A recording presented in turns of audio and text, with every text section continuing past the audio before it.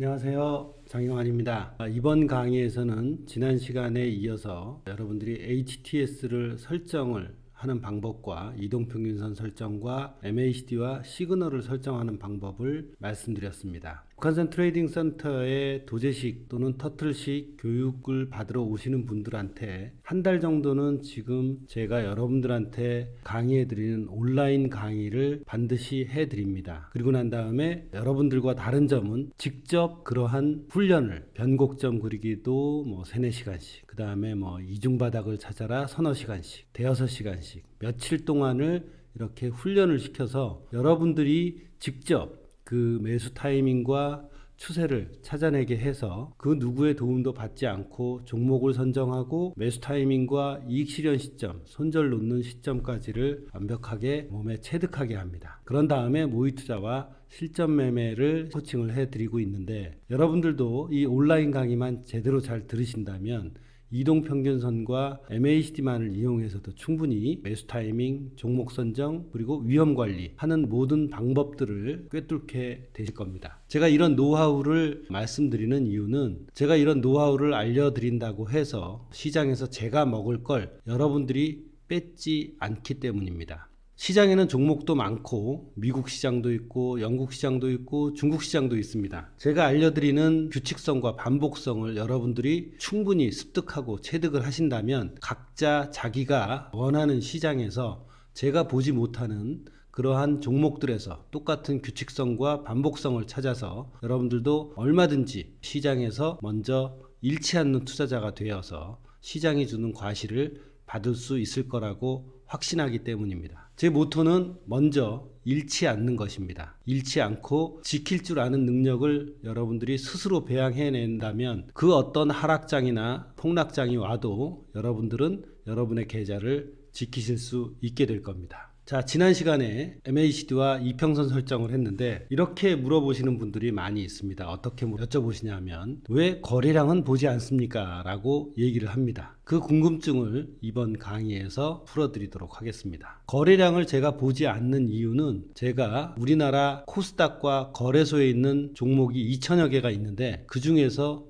200개에서 250개 정도만 매매를 하기 때문입니다. 그 얘기는 바꾸어 말하면, 저는 관심 종목을 설정하는 바스켓을 설정할 때, 이번 시간에 여러분과 바스켓 설정하는 방법도 말씀드리겠지만, 바스켓을 설정할 때 한국 주식 같은 경우는 하루 거래 대금 30억 이상, 그리고 가격 기준으로는 10,000원 이상 되는 종목들만을 거래하기 때문에 굳이 거래량을 보고, 거래량이 무슨 가격을 선행하는 지표가 아니기 때문에 거래량을 빼고 가격에 더 집중해서 아주 디테일한 스탑까지, 1% 이내 스탑까지 놓는 연구를 하고자 거래량을 뺐으니까 그 점 이해해 주시고 본론으로 들어가도록 하겠습니다.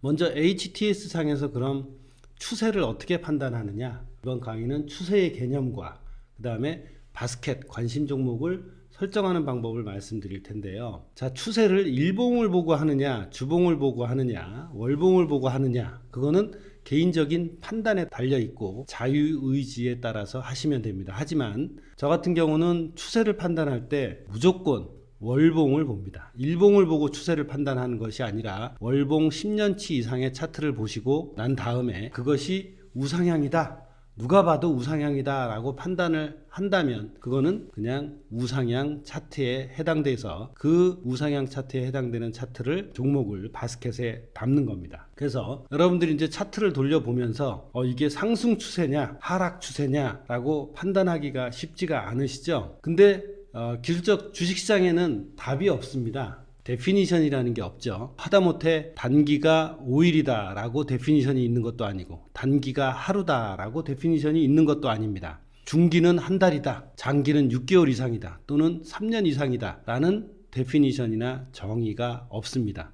그렇기 때문에 경제방송에서도 단기적으로 보면, 중기적으로 보면, 또는 장기적으로 보면 이렇게 얘기할 때 듣는 사람과 말하는 사람의 장기, 단기, 중기의 개념이 서로 다르기 때문에 그거를 서로 그 아전인수격으로 해석할 수가 있다는 얘기죠. 물리학이나 수학이나 이런 데서는 데피니션, 정의가 있기 때문에 거기에 맞춰서 답을 만들어 가지만 주식시장에서는 정의라는 게 없습니다. 그래서 각자 그 정의를 내려서 매매를 해야 되는데 저의 정의, 저의 데피니션은 단순합니다. 그냥 차트를 10년치 이상 차트를 봤을 때 월봉 차트를 봤을 때 이렇게 우상향이다. 그러면 그걸 상승 추세로 놓고 일단 바스켓 안에 넣습니다. 물론 조금 전에 제가 말씀드린 것처럼 하루 거래대금 30억 이상의 10,000원 이상의 조건을 충족을 한 다음에 그 조건에 충족된 종목들이 한 200~300개 몇백 개 나오면 그걸 일일이 월봉 차트를 돌려보면서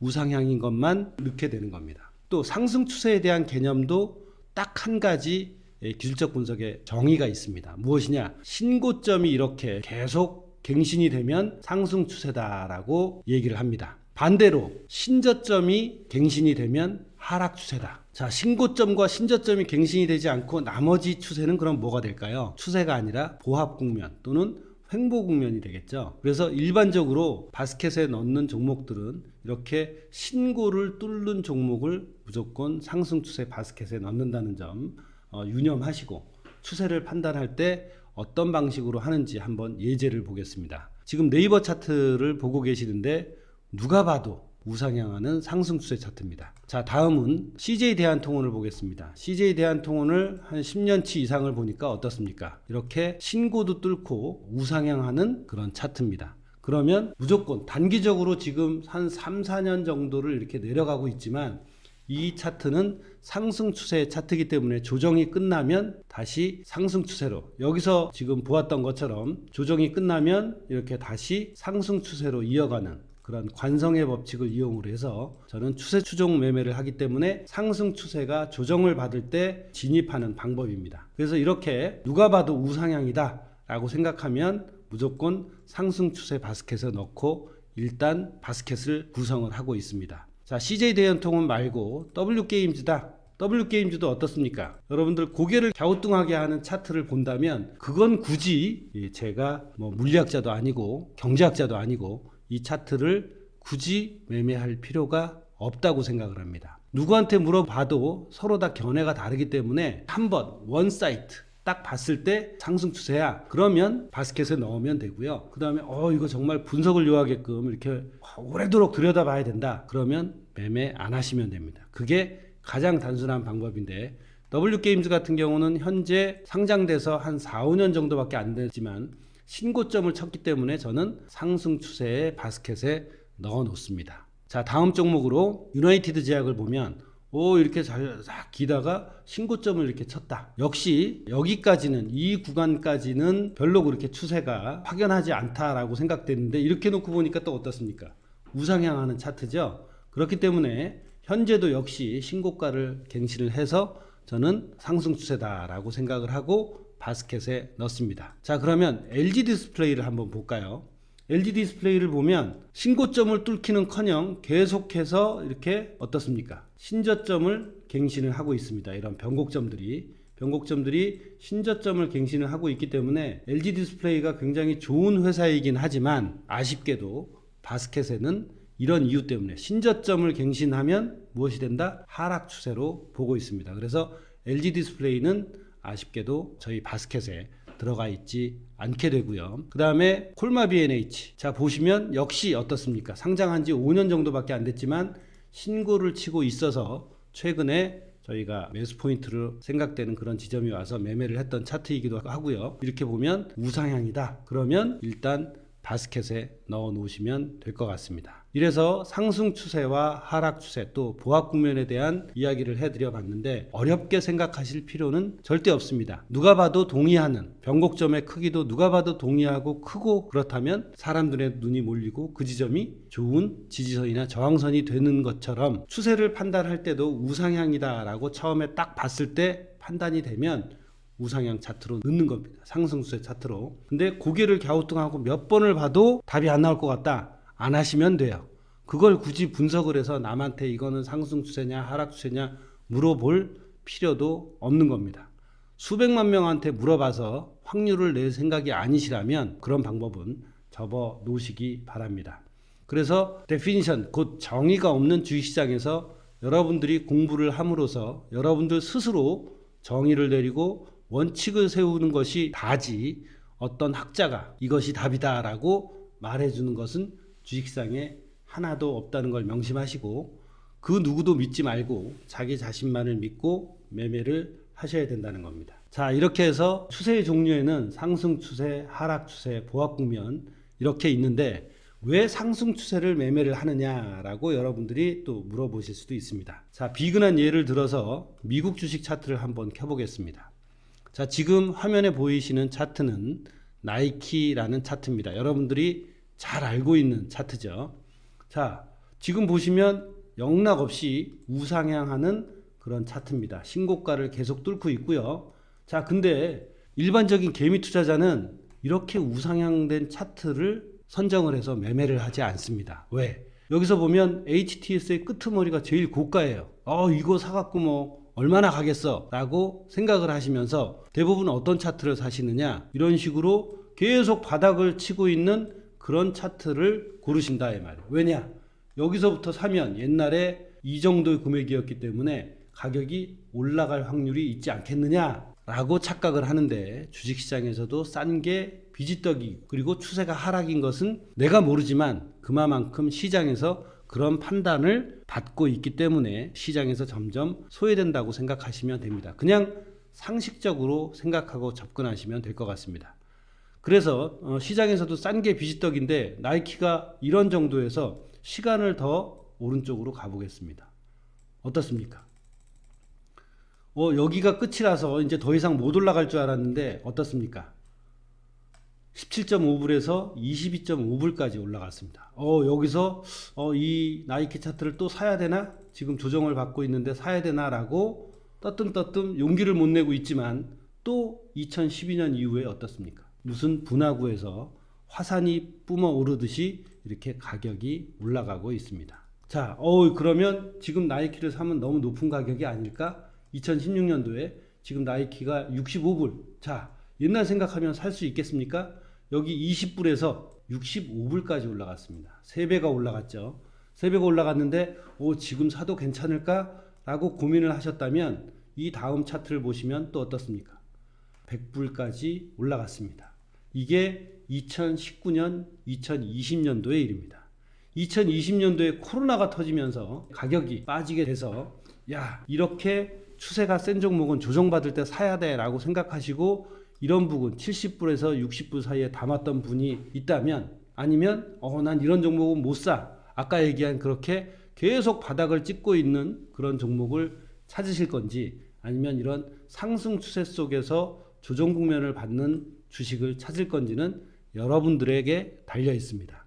자, 이렇게 코로나로 인해서 2020년 3월에 폭락을 했던 그런 주식이 현재는 어떻습니까? 코로나를 무색하게 해서 100불에서 30%가 더 뜬 136.35불을 고점으로 해서 지금 현재 128불에 다다르고 있습니다. 이것이 바로 추세의 힘이라고 저는 생각을 합니다. 여러분들께서도 이런 추세의 힘, 즉 시장이 한번 힘이 뻗어 올리면 관성의 법칙에 의해서 조정이 끝난 후 상승 추세로 이어간다라는 개념을 머릿속에 확고히 넣으시면, 나이키뿐만이 아니라 어도비 시스템즈라는 주식도 있습니다. 어떻습니까? 이런 주식도 있고, 여러분들이 잘 아는 애플 주식도 또한 충분히 추세를 경험을 해보실 수가 있습니다. 자, 이 상태였다가 여기서 사기는 힘들 것 같아 41불에서 어떻습니까?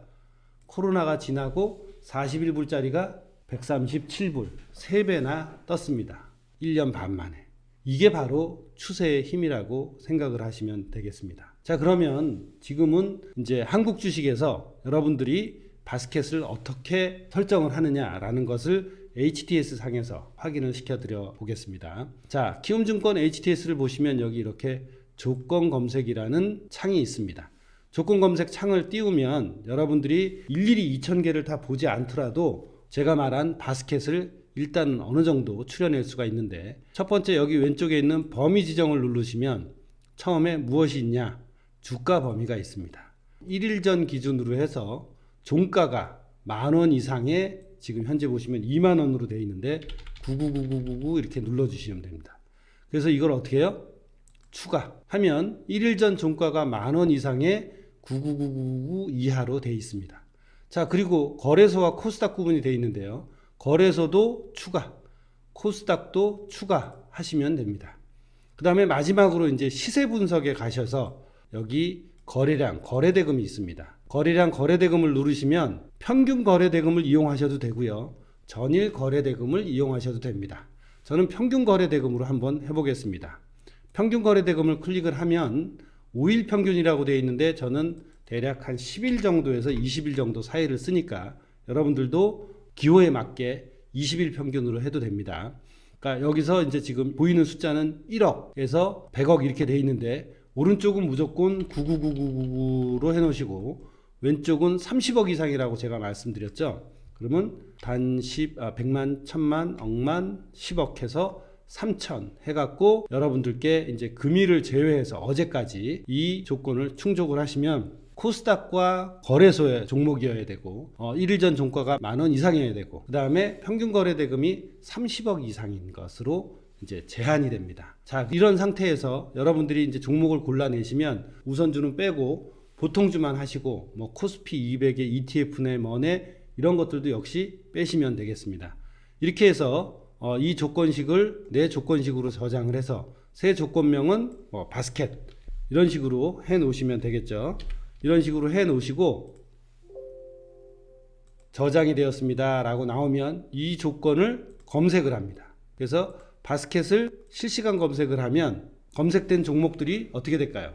여기 이렇게 쭉 뜨게 되어 있습니다. 이게 200종목 내지 300종목으로 여러분들이 추려지면 제가 말씀드린 것처럼 우상향되는 종목을 여러분들께서 골라내시고 한 300종목 내외에서 하락이다 라고 생각되는 LG 디스플레이다 라고 생각되는 종목처럼 신저점을 뚫는 종목들은 무조건 빼시고 나머지 종목들을 추려서 바스켓에 넣어 놓으신 다음에 그것만 평생 매매하셔도 차고 넘칠 거라고 저는 생각을 합니다. 미국 주식 종목은 워낙에 많아서 저희가 이 온라인 강의를 사신 분들이 질문을 해주시면 미국 주식은 하루 거래대금 400억 이상의 30불 이상인 종목만 나스닥과 NYSE에서 추려서 저희 카페에 있으니까 그 카페에 URL을 보내드리도록 할 테니 여러분들도 참고하셔서 미국 주식을 하실 때는 힘들게 그런 조건 검색식 하지 마시고 저희의 관심 종목을 한번 받아보시면 좋겠습니다. 자, 그리고 마지막으로 이제 여러분들한테 한번 과제를 내드려 볼게요. 여러분들이 갖고 계신 차트북에는 문제를 냈습니다. 자, 이게 우상향이라고 생각이 되십니까? 또는 보합이라고 생각되세요? 하락이라고 생각이 되세요? 라는 질문을 넣지만